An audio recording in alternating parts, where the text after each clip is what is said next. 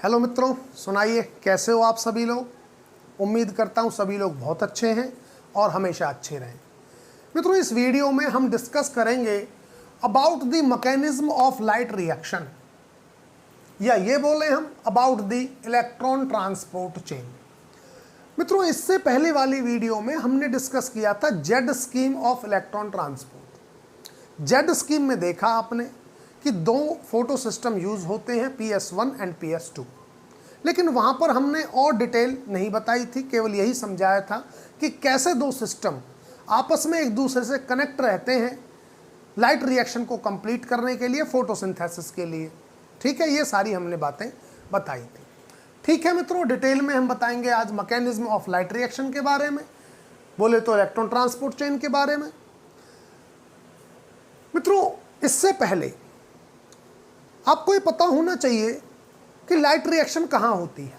सबसे पहले तो ये पता होना चाहिए। तो लाइट रिएक्शन कहाँ होती है? क्लोरोप्लास्ट में होती है। और क्लोरोप्लास्ट के भी कहाँ पे होती है? थाइलेकॉइड मेम्ब्रेन में होती है लाइट रिएक्शन। और फोटोसिंथेसिस की डार्क रिएक्शन कहाँ होती है? डार्क रिएक्शन होती है स्ट्रोमा के अंदर। क्लोरोप्लास्ट का डायग्राम मैंने दिखाया था आपको। क्लोरोप्लास्ट में मैंने ग्रेना बनाया था। ग्रेना में थाइलेकॉइड मेम्ब्रेन दिखाई थी। थाइलेकॉइड मेम्ब्रेन पर मैंने PS1 PS2 की अरेंजमेंट भी बताई थी ना मित्रों। तो थाइलेकॉइड मेम्ब्रेन पर लाइट रिएक्शन होगी। बाकी फोटोसिंथेसिस की जो दूसरी रिएक्शन है जिसमें रिडक्शन ऑफ कार्बन होगा, उसको कहते हैं डार्क रिएक्शन। और डार्क रिएक्शन होती है मित्रों स्ट्रोमा में, क्लोरोप्लास्ट के स्ट्रोमा रीजन में डार्क रिएक्शन होगी। ठीक है, चलिए, ये तो खैर छोटे छोटे क्वेश्चन थे जो आपसे पूछे जा सकते हैं। इसको समझने से पहले मित्रों एक चीज और समझिए। एक साहब थे रॉबर्ट हिल साहब। रॉबर्ट हिल साहब ने क्या किया? एक एक्सपेरिमेंट किया। उन्होंने उस एक्सपेरिमेंट के दौरान या एक्सपेरिमेंट में एक ग्रेना लिया, ग्रेना से थाइलेकॉइड निकाला। मतलब थाइलेकॉइड मतलब ग्रेना लिया, या थाइलेकॉइड बोले ग्रेना बोले वो एक ही बात है। ग्रेना पूरा होता है, थाइलेकॉइड सिंगल को हम बोल देते हैं। ठीक है जी, थाइलेकॉइड लिया, थाइलेकॉइड पर लाइट डाली, और जब लाइट डाली तो उन्होंने देखा कि थाइलेकॉइड जो है वो वैरायटी ऑफ कंपाउंड्स को रिड्यूस कर सकता है। क्योंकि उन्होंने जब थाइलेकॉइड लिया था तो थाइलेकॉइड के साथ साथ कुछ चीज़ें और भी ली थी, जैसे आयरन लिया था, सल्फर लिया था, कार्बन डाइऑक्साइड नहीं ली थी। तो हिल साहब ने क्या देखा कि जब थाइलेकॉइड पर लाइट पड़ी, थाइलेकॉइड को जब इल्यूमिनेट किया गया, तो थाइलेकॉइड ने अपने मीडियम में, जिस मीडियम में थाइलेकॉइड था, उस मीडियम में जब आयरन और कॉपर था, तो थाइलेकॉइड ने आयरन और कॉपर को भी रिड्यूस कर दिया।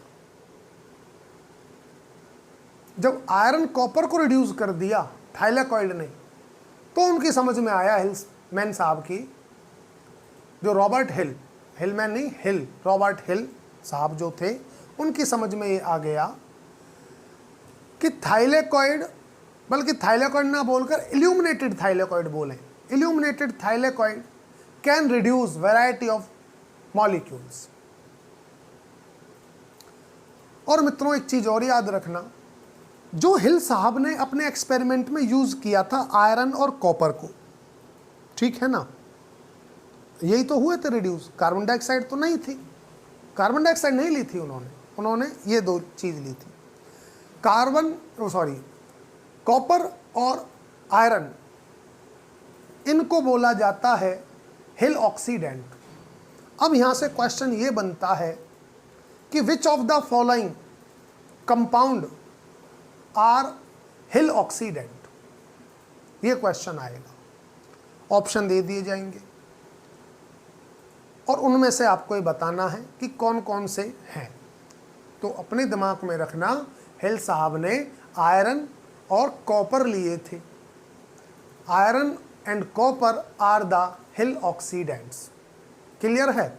चलिए मित्रों, ये बातें तो हो गई, अब बात इस पर आ जाती है। ठीक है जी, देखिए दो फोटो सिस्टम है, PS1 है, PS2 है, दोनों एक दूसरे से कनेक्टेड हैं और कनेक्ट किससे हैं? इलेक्ट्रॉन ट्रांसपोर्ट चेन से कनेक्ट है। दोनों फोटो सिस्टम के लिए या दोनों फोटो सिस्टम को प्रोटेक्ट किए हुए हैं लाइट हार्वेस्टिंग कॉम्प्लेक्स। इस बात को भी हम पहले कर चुके हैं। और लाइट हार्वेस्टिंग कॉम्प्लेक्स का काम क्या होता है? प्रोटेक्शन करना। क्यों? क्योंकि डायरेक्ट सनलाइट अगर इन पर पड़ेगी तो इनको रैप्चर कर देगी, इन क्लोरोफिल मॉलिक्यूल्स को, और फोटोसिंथेसिस हो नहीं पाएगा, क्योंकि डायरेक्ट सनलाइट की जो वेवलेंथ है वो कम है और एनर्जी ज़्यादा है, जबकि ये जो है फोटो सिस्टम ये ज़्यादा वेवलेंथ की लाइट को एब्जॉर्ब करते हैं जिनकी एनर्जी कम होती है। इसलिए इनको लाइट हार्वेस्टिंग कॉम्प्लेक्स से प्रोटेक्ट करना बहुत ज़रूरी होता है। ठीक है मित्रों, हो गए प्रोटेक्ट। PS2, PS1, PS2 के अंदर क्लोरोफिल ए है, इसके अंदर भी क्लोरोफिल ए है। इस क्लोरोफिल ए का जो एब्जॉर्प्शन है, जो एब्जॉर्ब करती है ये क्लोरोफिल ए, वो करती है 680 नैनोमीटर की लाइट को, जो कि रेड लाइट होती है। मैंने लिख दिया है ये PS2 है और एब्जॉर्ब करता है रेड लाइट। ठीक है, ये क्लोरोफिल ए मॉलिक्यूल एब्जॉर्ब करता है 700 नैनोमीटर वेवलेंथ की लाइट को। PS1 एब्जॉर्ब कर रहा है फार रेड लाइट को, जिसकी 700 नैनोमीटर वेवलेंथ होती है। ठीक है, अब देखिए मित्रों, सन से लाइट पड़ेगी लाइट हार्वेस्टिंग कॉम्प्लेक्स पर, लाइट पड़ी, साथ साथ सन से मित्रों इस पर भी लाइट पड़ेगी, PS1 पर भी लाइट पड़ेगी। ऐसा नहीं है कि आप समझो कि जी पहले PS2 पर पड़ेगी, पड़ गई, उसके बाद PS1 पर पड़ेगी, ऐसा नहीं होता मित्रों। सन लिखना हुआ है, जब सन निकला हुआ है तो लाइट तो सभी पर पड़ेगी, तो PS1 पर भी पड़ेगी साथ साथ और PS2 पर भी पड़ेगी, दोनों पे एक साथ पड़ेगी, पड़ रही है। लेकिन फोटोकेमिकल रिएक्शन स्टार्ट होती है PS2 से, ये याद रखना। फोटोकेमिकल रिएक्शन जो स्टार्ट होगी वो PS2 से होगी, ना कि PS1 से होगी। भले ही लाइट दोनों पर सेम टाइम पड़ रही हो, एक साथ पड़ रही हो भले ही, लेकिन फोटोकेमिकल रिएक्शन स्टार्ट कहाँ से होगी? PS2 से होगी। क्यों होगी वो मैं बताता हूं। अब देखिए, लाइट पड़ी लाइट हार्वेस्टिंग कॉम्प्लेक्स पर, लाइट हार्वेस्टिंग कॉम्प्लेक्स ने उस लाइट को ट्रांसफर किया रिएक्शन सेंटर के क्लोरोफिल ए तक। तो जब लाइट रिएक्शन सेंटर के क्लोरोफिल ए तक जाएगी तो कुछ लाइट की एनर्जी का लॉस हो जाएगा in the form of heat, रास्ते में बता चुके हैं पहले ये बात भी। इसलिए देखेंगे कि लाइट हार्वेस्टिंग कॉम्प्लेक्स से जब लाइट जाएगी, जाते जाते जाते जाते लाइट की वेवलेंथ बढ़ जाती है और एनर्जी घट जाती है। और वेवलेंथ कितनी हो जाती है? उतनी हो जाती है जितनी इस क्लोरोफिल ए मॉलिक्यूल को चाहिए। ठीक है जी, लाइट चली गई, इसने फोटोन एब्जॉर्ब कर लिया। अच्छा एक बात हो, लाइट जो गई यहाँ तक पहुँची लाइट, वो किस प्रोसेस के थ्रू पहुँची? वो पहुँची मित्रों फ्रेट के ज़रिए, फ्रेट के प्रोसेस के थ्रू वो पहुँची। फ्रेट बोले तो फ्लोरेसेंस रेजोनेंस एनर्जी ट्रांसफ़र, बता चुके हैं मित्रों। यहाँ तक तो कुछ भी नया नहीं है जो अभी तक हमने बताया है। फोटोन एब्जॉर्ब किया, फोटोन एब्जॉर्ब करने के बाद इसने अपना इलेक्ट्रॉन एक्साइट कर दिया। इलेक्ट्रॉन मैंने रेड मार्कर से दिखाया है, ठीक है ना, इलेक्ट्रॉन एक्साइट कर दिया। अच्छा, इलेक्ट्रॉन एक्साइट करने का मामला कुछ ऐसा है, according to Einstein's rule, after absorbing one photon, सुनिए बात को ध्यान से, according to Einstein's rule, after absorbing one photon only one electron get excited. केवल एक फोटोन एब्जॉर्ब करने के बाद केवल एक इलेक्ट्रॉन ही एक्साइट होगा, ये आइंस्टीन्स रूल है।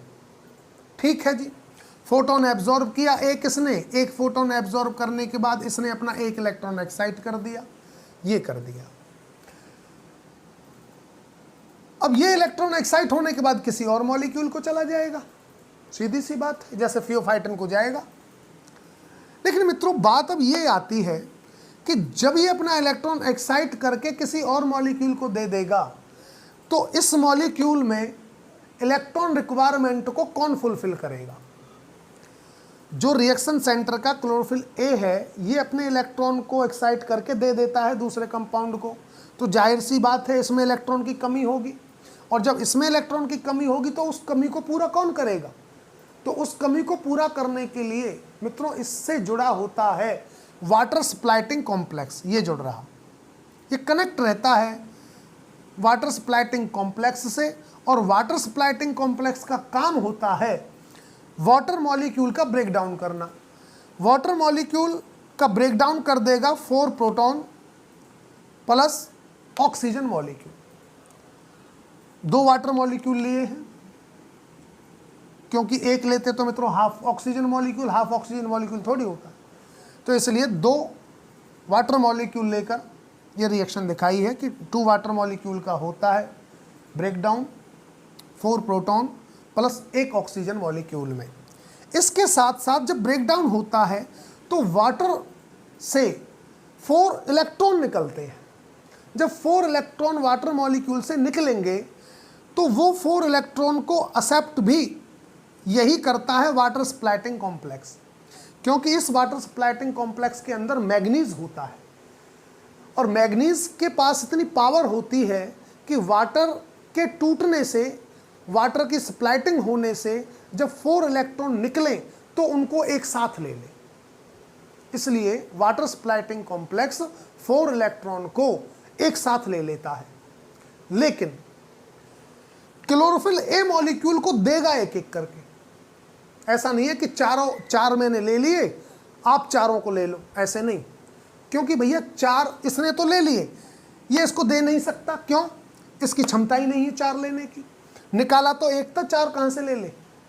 भैया 1 निकाला है, 1 की जगह खाली हुई है, ठीक है 1 आ जाओ। दूसरा निकाल देगा तो दूसरे की जगह खाली हो गई, अब दूसरा आ जाओ। बात समझ में आई ना कि ये क्यों नहीं ले सकता 4? तो water स्प्लैटिंग complex chlorophyll A molecule को एक एक करके इलेक्ट्रॉन देगा, जो फोटोन को एब्जॉर्ब करने के बाद एक्साइट होते रहेंगे। चलिए जी, यहां तो मामला क्लियर है। अब एग्जामिनर आपसे ये पूछेगा क्वेश्चन की फॉर्म में कि ये बताइए आप, जो वाटर की स्प्लाइटिंग होती है वो PS1 पर होती है या PS2 पर होती है? तो आंसर क्या होगा? PS2 पर होती है। PS1 पर क्या दिख रहा है आपको कहीं है वाटर का, मैंने वाटर की स्प्लाइटिंग की हो? PS1 पर नहीं होती। ये तो रहा पहला क्वेश्चन। दूसरा क्वेश्चन एग्जामिनर ये पूछेगा कि ऑक्सीजन का जो इवोल्यूशन होता है ड्यूरिंग लाइट रिएक्शन वो कहाँ होता है? PS2 करता है या उसको PS1 करता है? तो कहाँ पर होता है मित्रों? ये भी आप देख रहे हो कि ऑक्सीजन का इवोल्यूशन भी PS2 पर हो रहा है, ना कि PS1 पर हो रहा है। यहाँ से मित्रों ये क्वेश्चंस तो इजीली आपके सॉल्व हो जाएंगे ना, कोई टेंशन वाली बात नहीं है। चलिए, इलेक्ट्रॉन कर दिया एक्साइट होने के बाद ये इलेक्ट्रॉन जाएगा फियोफाइटिन को, और फियोफाइटिन से जाएगा क्विनोन को। जब क्विनोन को इलेक्ट्रॉन जाएगा तो क्विनोन इस इलेक्ट्रॉन को, जो क्विनोन ए है, अपने इलेक्ट्रॉन को क्विनोन बी को नहीं देगा, अभी अपने पास ही रखेगा और वेट करेगा कि यहां से दूसरा इलेक्ट्रॉन एक्साइट हो, फियोफाइटिन के पास जाए, और फियोफाइटिन से फिर क्विनोन के पास आए दूसरा इलेक्ट्रॉन। तब ये क्विनोन 2 इलेक्ट्रॉन लेकर चेंज हो जाता है क्विनोल में। मतलब क्विनोन का जो कीटोनिक ग्रुप है वो एल्कोहलिक ग्रुप में चेंज हो जाएगा आफ्टर गेटिंग 2 इलेक्ट्रॉन्स। क्लियर है? 2 इलेक्ट्रॉन ले लिए इसने, क्विनोन से क्विनोल हो गया, और ये 2 इलेक्ट्रॉन अब इसको दे देगा क्विनोन बी को। क्विनोन बी 2 इलेक्ट्रॉन प्लास्टोक्विनोन को दे देगा। बात समझ में आई? इस तरह से फियोफाइटिन से इलेक्ट्रॉन क्विनोन पूल के अंदर चले जाते हैं। मित्रों, क्विनोन का नंबर क्या होगा मेम्ब्रेन में ये आप नहीं बता सकते। थाइलेकॉइड मेम्ब्रेन में क्विनोन का कितना नंबर है आप ये बिल्कुल नहीं बता सकते। आप बता सकते हैं तो केवल ये बता सकते हैं कि क्विनोन की टाइप्स कितनी होंगी। टाइप्स के बारे में आप बता सकते हैं कि 3 टाइप्स के हैं क्विनोन, क्विनोन ए, क्विनोन बी, क्विनोन और प्लास्टोक्विनोन, नंबर नहीं बता सकते। और मित्रों एक खास बात, जो क्विनोन होते हैं डिफरेंट टाइप्स के, जितने भी क्विनोन हैं सारे के सारे क्विनोन का जो फंडामेंटल स्ट्रक्चर है वो सेम होता है। केवल क्विनोन में जो डिफरेंस होता है वो केवल जो उनका आर ग्रुप होता है, आर एच ग्रुप, ठीक है ना, उसमें फ़र्क होता है। आर ग्रुप्स के अंदर केवल फ़र्क मिलता है, बाकी आर एच ना बोलकर आर ग्रुप ही बोलें, आर ग्रुप में डिफरेंस होता है, बाकी फंडामेंटल स्ट्रक्चर सारे क्विनोन की सेम होती है। ठीक है, हो गया जी। प्लास्टोक्विनोन तक आ गए 2-2 करके, यहाँ तक तो 1-1 आया था, यहाँ तक 1-1 आया था, अब 2-2 आ रहे हैं इलेक्ट्रॉन।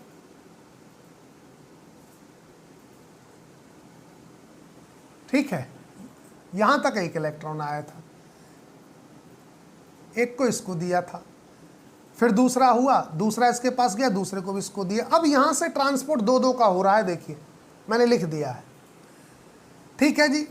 अब प्लास्टोक्विनोन से मित्रों, प्लास्टोक्विनोन से इलेक्ट्रॉन जाता है साइटोक्रोम कॉम्प्लेक्स को। साइटोक्रोम कॉम्प्लेक्स को जब इलेक्ट्रॉन जाएगा तो एक इलेक्ट्रॉन तो चला जाता है क्विनोन साइकिल के अंदर। क्विनोन साइकिल क्या है ये मित्रों मैं नेक्स्ट वीडियो में बताऊंगा, कि क्विनोन साइकिल पर एक अलग से वीडियो बनेगी, उसमें समझाएंगे कि क्विनोन साइकिल का मामला क्या है। बस अभी आप इतना याद रखिए कि प्लास्टोक्विनोन से एक इलेक्ट्रॉन तो चला गया क्विनोन साइकिल में, और एक इलेक्ट्रॉन चला गया आयरन सल्फर रिस्के प्रोटीन को।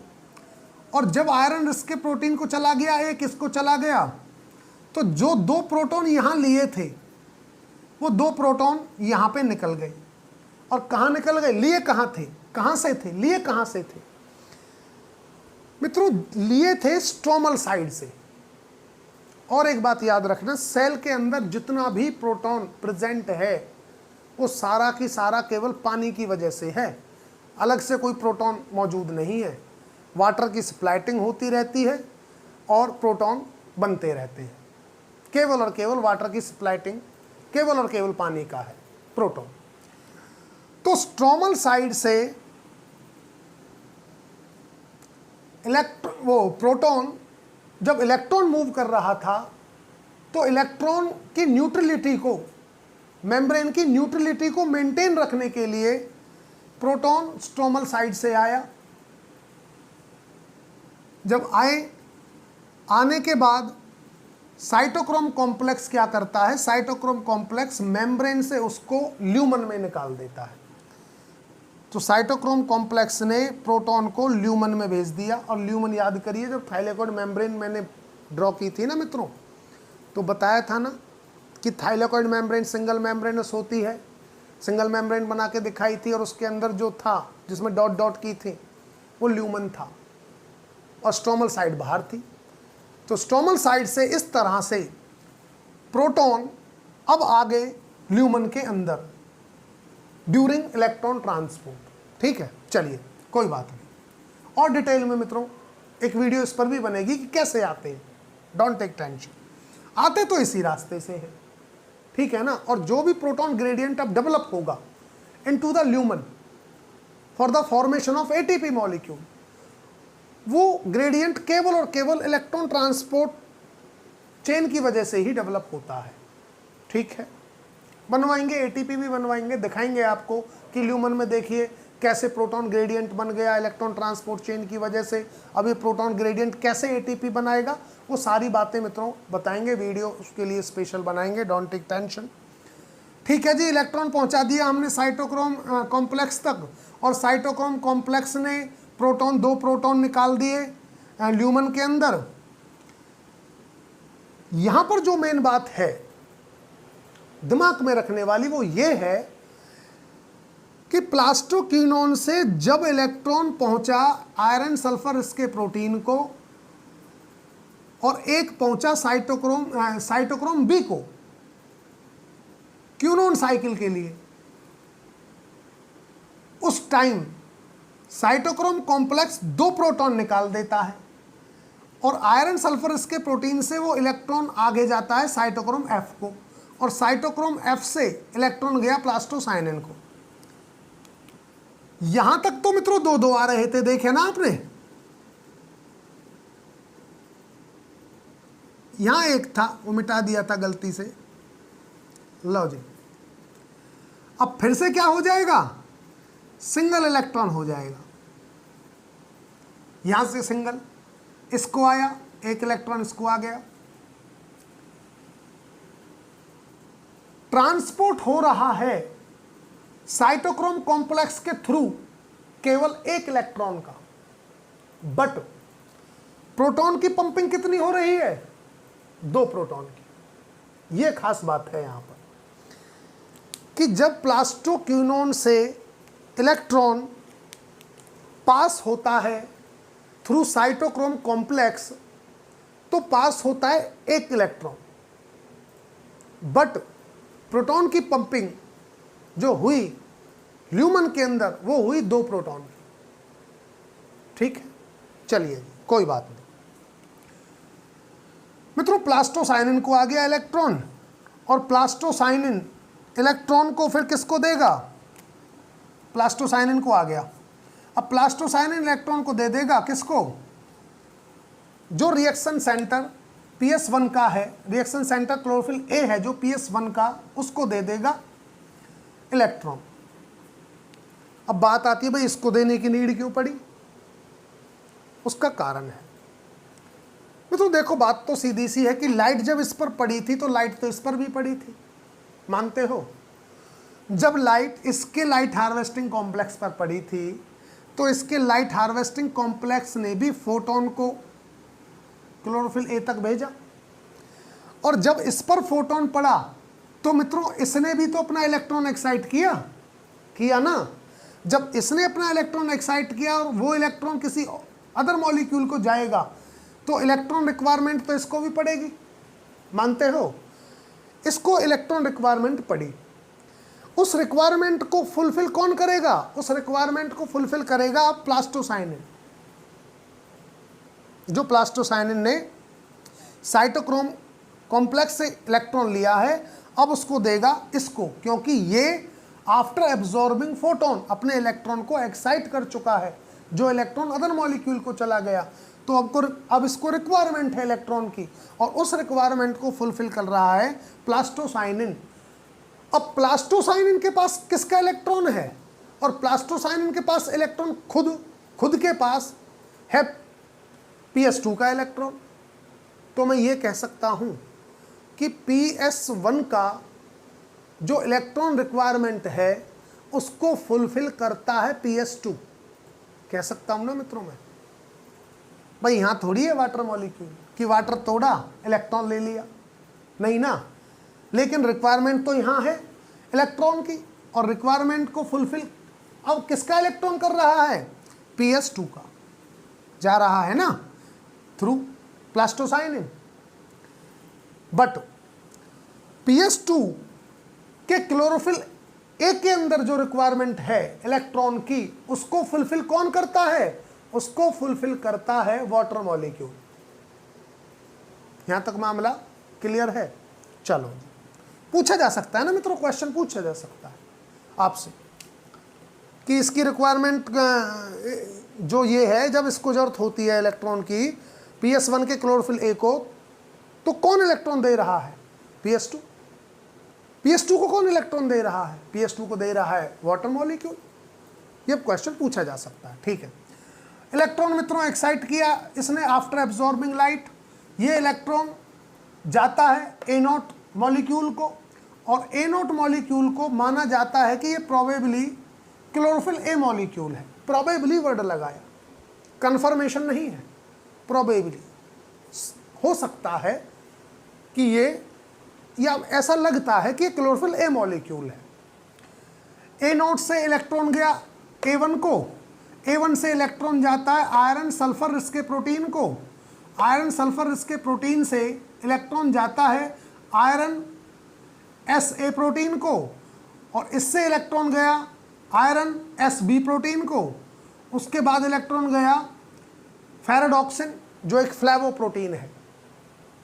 फेरेडॉक्सिन को इलेक्ट्रॉन गया, फेरेडॉक्सिन इलेक्ट्रॉन देता है एक एंजाइम को, और उस एंजाइम का नाम होता है FNR, फेरेडॉक्सिन NADPH रिडक्टेज, या फ्लेवोप्रोटीन NADPH रिडक्टेज, जो मन में आए वो बोलिए, क्योंकि फेरेडॉक्सिन जो है वो एक फ्लेवोप्रोटीन है।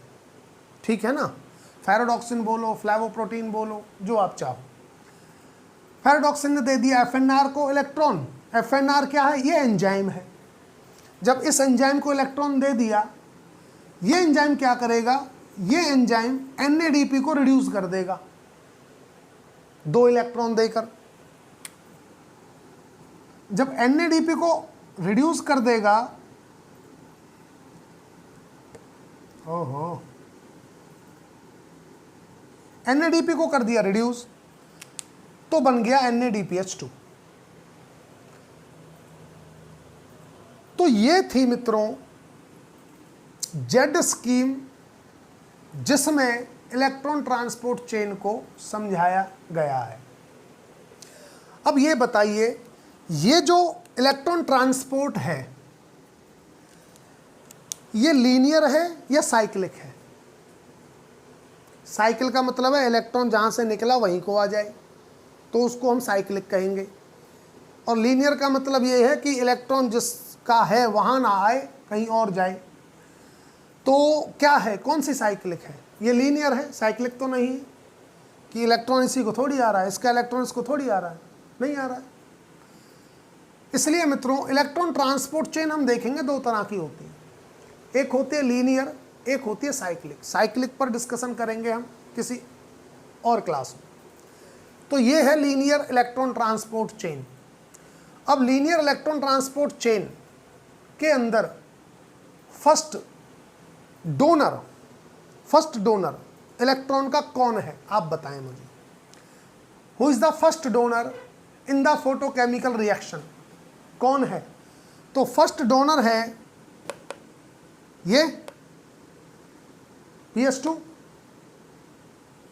Water molecule. डोनर, पहला डोनर बताओ। मित्रों कंफ्यूज होने की बिल्कुल नीड नहीं है, मुझे पता है आपके दिमाग में चल रहा होगा जी पहला डोनर है वाटर मॉलिक्यूल ना। मित्रों वाटर मॉलिक्यूल पहला डोनर नहीं है। वाटर मॉलिक्यूल तो तब टूटा था जब क्लोरोफिल ए मॉलिक्यूल ने अपने 4 इलेक्ट्रॉन एक्साइट कर दिए थे आफ्टर एब्जॉर्बिंग 4 फोटॉन्स। एक फोटोन पड़ा, एक इलेक्ट्रॉन निकाल दिया, तब इसने दिया ना इसको एक इलेक्ट्रॉन। तो पहले तो इसने निकाला है अपना इलेक्ट्रॉन। बात समझ में आई? इसका मतलब जो प्राइमरी डोनर है फोटोकेमिकल रिएक्शन में इलेक्ट्रॉन का, वो कौन है? PS2 का क्लोरोफिल ए मॉलिक्यूल, या आप बोलो PS2। वैलिड? अगर आपसे ये पूछा जाए कि फाइनल एक्सेप्टर कौन है इलेक्ट्रॉन का, तो फाइनल एक्सेप्टर है NADP। इसी को तो आ रहा है यार लास्ट में इलेक्ट्रॉन, इसके बाद थोड़ी किसी को जा रहा है। तो ये याद रखना कि फोटोकेमिकल रिएक्शन के दौरान कौन फर्स्ट डोनर है और कौन फाइनल एक्सेप्टर है। Is that clear? उसके बाद एक क्वेश्चन ये आता है मित्रों कि फोटोकेमिकल रिएक्शन में फर्स्ट स्टेप कौन सा है। डिफरेंट तरह के नेट में क्वेश्चन बनाते हैं साइंटिस्ट लोग। साइंटिस्ट होते हैं जो पेपर बनाते हैं, डिफरेंट तरह के, पूरा पोटेंशियल लगाते हैं पेपर बनाने के लिए। तो एक क्वेश्चन ये भी आ जाता है कि फोटोकेमिकल रिएक्शन में फर्स्ट स्टेप कौन सा है, और 4 स्टेटमेंट दे देंगे। तो कौन सा है मित्रों इस फोटोकेमिकल रिएक्शन में पहला स्टेप होने वाला? क्या वाटर स्प्लैटिंग है, या क्लोरोफिल ए का इलेक्ट्रॉन एक्साइट करना है फर्स्ट स्टेप? तो फर्स्ट स्टेप कौन सा है मित्रों? याद रखना, फर्स्ट स्टेप है क्लोरोफिल ए मॉलिक्यूल का अपने इलेक्ट्रॉन को एक्साइट करना। ये फर्स्ट स्टेप है, ना कि वाटर मॉलिक्यूल का टूटना। ठीक है ना? पहले फोटोन पड़ा, फोटोन लाइट क्लोरोफिल ए ने एब्जॉर्ब किया जो PS2 का है, एब्जॉर्ब करने के बाद एक फोटोन अपना एक इलेक्ट्रॉन एक्साइट कर दिया, ठीक है ना, जो आगे चला जाता है इलेक्ट्रॉन ट्रांसपोर्ट चेन में। वाटर स्प्लाइटिंग तो बाद में होती है, पहले तो इलेक्ट्रॉन निकालता है। तो आपको फर्स्ट स्टेप क्या बताना है, क्लोरोफिल ए जो PS2 का है वो है, उसका इलेक्ट्रॉन एक्साइट करना फर्स्ट स्टेप है फोटोकेमिकल रिएक्शन का, ठीक है। कुछ बातें मित्रों साइटोक्रोम के बारे में। साइटोक्रोम कॉम्प्लेक्स में बता चुका हूं, भारी भरकम होता है मेम्ब्रेन में। अब देखो ना, डायग्राम में दिख रहा है यार कितना कुछ मामला है इसके अंदर, भारी भरकम होता है, ठीक है मित्रों। दो चीज होती हैं, एक तो साइटोक्रोम भी दो तरह के होते हैं, मैं आपको बताता हूं फॉर इंफॉर्मेशन। एक तो होता है साइटोक्रोम बी और एक होता है साइटोक्रोम सी। तो जो साइटोक्रोम बी होता है उसके अंदर जो आयरन है फ्लेवोप्रोटीन से नॉन कोविलेंटली बॉन्ड होता है। मैंने बोला साइटोक्रोम बी के अंदर जो आयरन है वो एपोप्रोटीन से बाउंड होगा नॉन कोवेलेंटली, जबकि साइटोक्रोम सी के अंदर जो आयरन होगा वो एपोप्रोटीन से बाउंड होगा कोवेलेंटली। ये डिफरेंस है साइटोक्रोम बी और साइटोक्रोम सी के अंदर। तो यहां कौन सा यूज हो रहा है, साइटोक्रोम बी। साइटोक्रोम सी भी दिखाएंगे कहां यूज होगा वक्त आने पे, ठीक है मित्रों। प्लास्टोसाइनिन के बारे में कुछ बात। प्लास्टोसाइनिन जो है वो मित्रों एक कॉपर कंटेनिंग मॉलिक्यूल है, इसके अंदर कॉपर होता है, कॉपर कंटेनिंग मॉलिक्यूल लिख देता हूं, कॉपर कंटेनिंग ब्लू कलर का होता है, ब्लू कलर होता है, हाईली मोबाइल होता है, मूव करता रहता है, छोटा सा है, मूव करता रहेगा। पोजीशन की बात करूं तो मेम्ब्रेन से लगा होता है to the stromal side. Membrane में लगा है ये मॉलिक्यूल स्ट्रोमल साइड की तरफ, प्लास्टोसाइनिन। इसके बारे में तो हम काफी बातें कर ही चुके हैं मित्रों। फेरिडॉक्सिन मित्रों ये फ्लेवोप्रोटीन होता है और बहुत ज़्यादा घुमक्कड़ होता है, बहुत ज़्यादा घुमक्कड़ मतलब बहुत ज़्यादा मोबाइल होता है।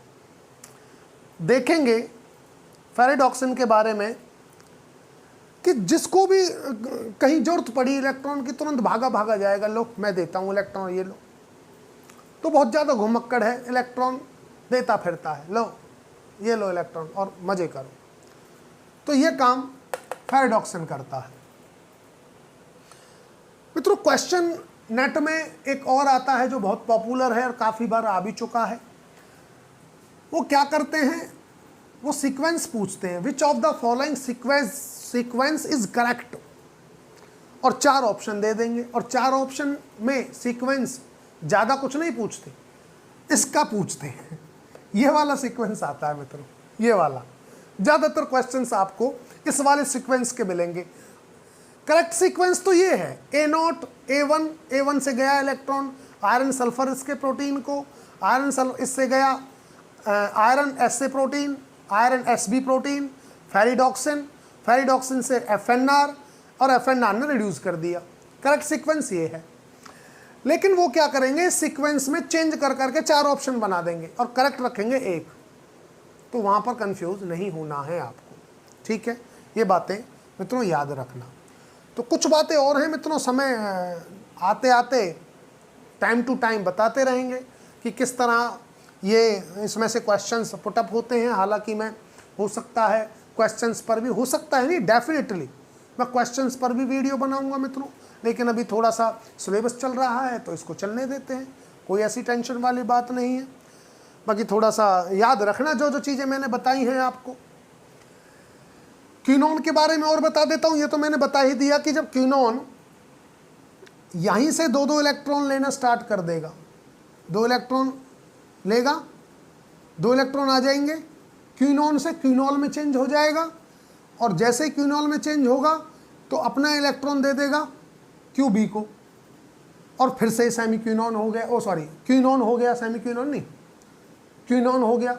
ये भी मैं बताऊंगा मित्रों कब हम क्विनॉन बोलेंगे, कब सेमी क्विनॉन और सेमी क्विनॉल बोलेंगे, और कब क्विनॉल बोलेंगे, ये मैं बताऊंगा आपको जब मैं क्विनॉन साइकिल को डिस्कस करूंगा। ठीक है ना, उसकी टेंशन ना लें, तब मैं बताऊंगा क्विनॉन साइकिल को डिस्कस जब करूंगा, तो उससे पहले उसमें मैं आपको बताऊंगा कि कब क्विनॉन को क्विनॉन बोलोगे, कब सेमी क्विनॉन या सेमी क्विनॉल बोलोगे, और कब क्विनॉल बोलोगे।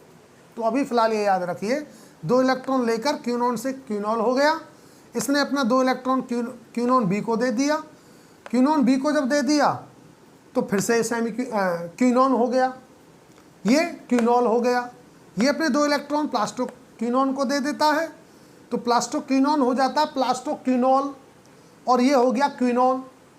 अब यहाँ से 1 इलेक्ट्रॉन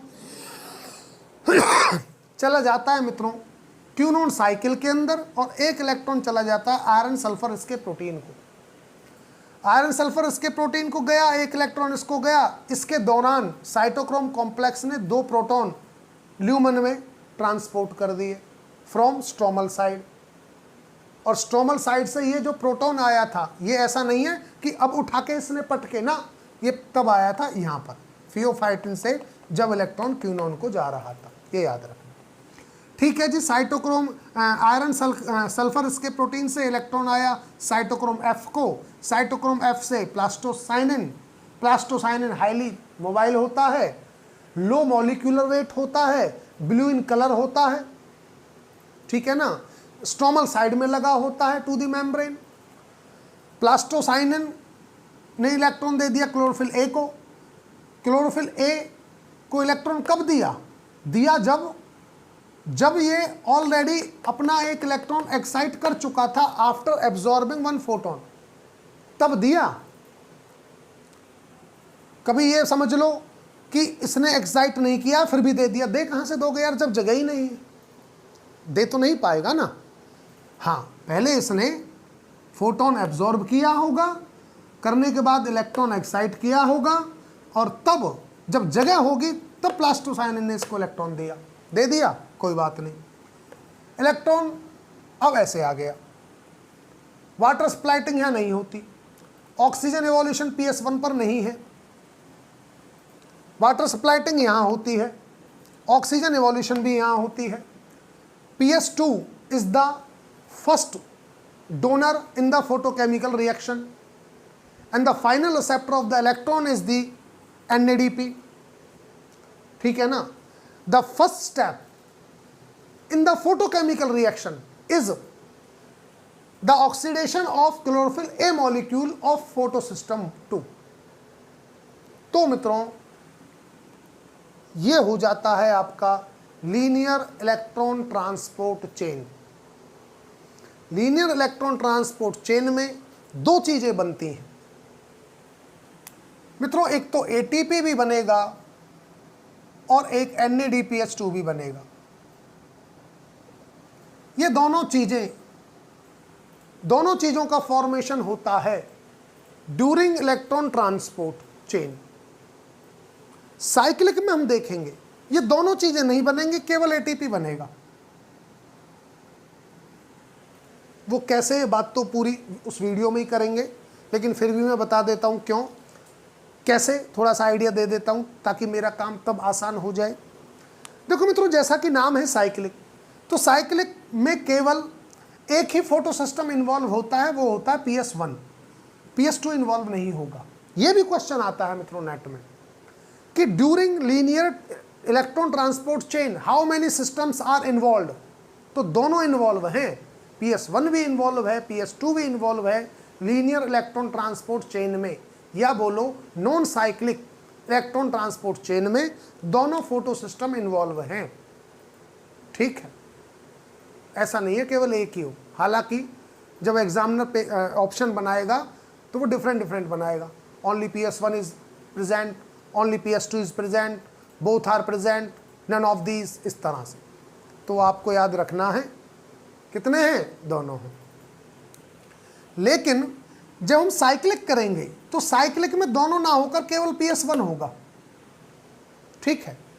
और होगा क्या उस टाइम कि PS1 का इलेक्ट्रॉन PS1 को ही आ जाएगा घूम फिर के, फेरेडॉक्सिन के बाद FNR को नहीं जाएगा, फेरेडॉक्सिन इसको दे देगा डायरेक्ट क्लोरोफिल A को जो PS1 का है।